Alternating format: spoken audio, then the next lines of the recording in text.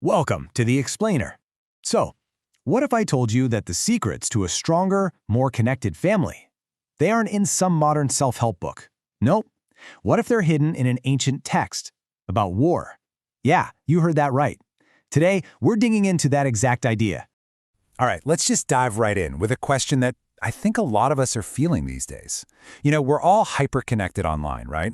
But doesn't it sometimes feel like our actual family ties are, I don't know, a little fragile? It kind of begs the question, are our modern families in crisis?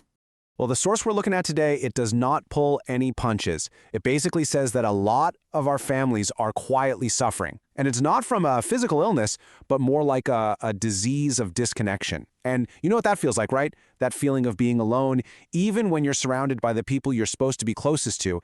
Okay, so if that's the problem, where's the solution? Where do we find the cure? Well, this is where it gets surprising. The source tells us to, put down the modern psychology books and instead pick up an ancient scripture that was literally forged in the heat of battle. And this is where the whole perspective just flips on its head. See, most of us think of the Bhagavad Gita as this deep philosophical dialogue happening on a battlefield. But our source says, hold on a second. It reframes the whole thing. It asks us to see the Gita not as a story about war, but as Amba, as a mother, a nurturing guide who can teach us how to break free from the exact things that cause all that conflict in our relationships in the first place. And here it is. This is the key that unlocks the whole thing. It's this incredibly powerful idea from Swami Vivekananda. Microcosm and macrocosm are made on the same plan. Seriously, that one sentence, that's the foundation for understanding how these huge cosmic principles can actually heal our own family connections.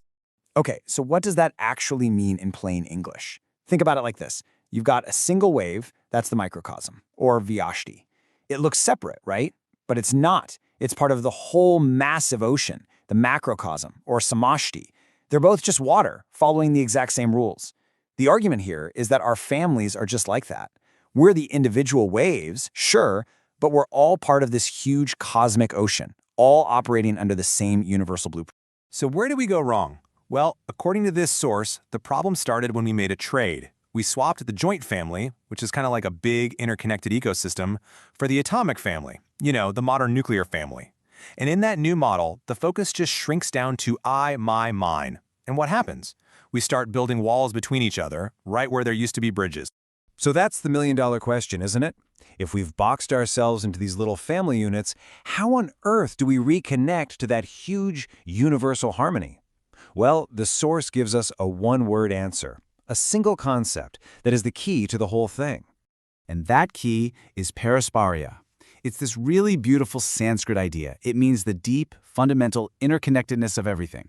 And get this, by truly understanding parasparya, the source says we can build something called an Amrita parivar, an immortal family. Not just a happy family, but one that is so strong, so connected, it's timeless. Now, we could try to explain parasparya using modern terms, like interdependence or systems theory, and that gets us close. But the source is pretty clear that it goes way deeper than that.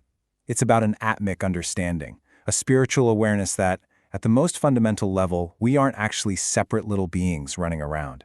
We're all part of one single, unified consciousness.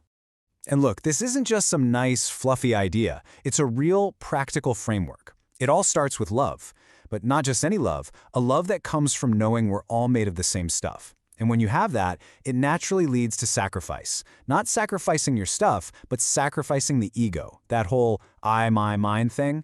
And once that's out of the way, all that's left is service. Just a simple, joyful desire to help other people, because you literally see yourself in them. And the coolest part? This harmony, this interconnectedness. It's not some far-off spiritual goal you have to meditate for 20 years to find. The source points out it's happening right now. It's everywhere, all the time. We just have to open our eyes and learn how to see it. Just think about your own body for a second. Right now, inside you, there are trillions of cells, and they are all working in perfect, unspoken harmony. Your heart doesn't have a committee meeting with your lungs. There's no argument. It is a completely silent, flawless symphony of cooperation. And it's all for one goal, keeping the whole system, you, alive and well. And you see this exact same principle out in nature. I mean, look at a single tree. It's like a perfect little family, isn't it? The roots gather nutrients, the leaves make food, the trunk gives support. Every part has its job and they all work together to create this one thriving, living thing. Then zoom all the way out. Look up at the cosmos. You see the exact same law, just on a mind-boggling scale. Planets, stars, galaxies, they're all moving in this precise, silent dance of perfect harmony.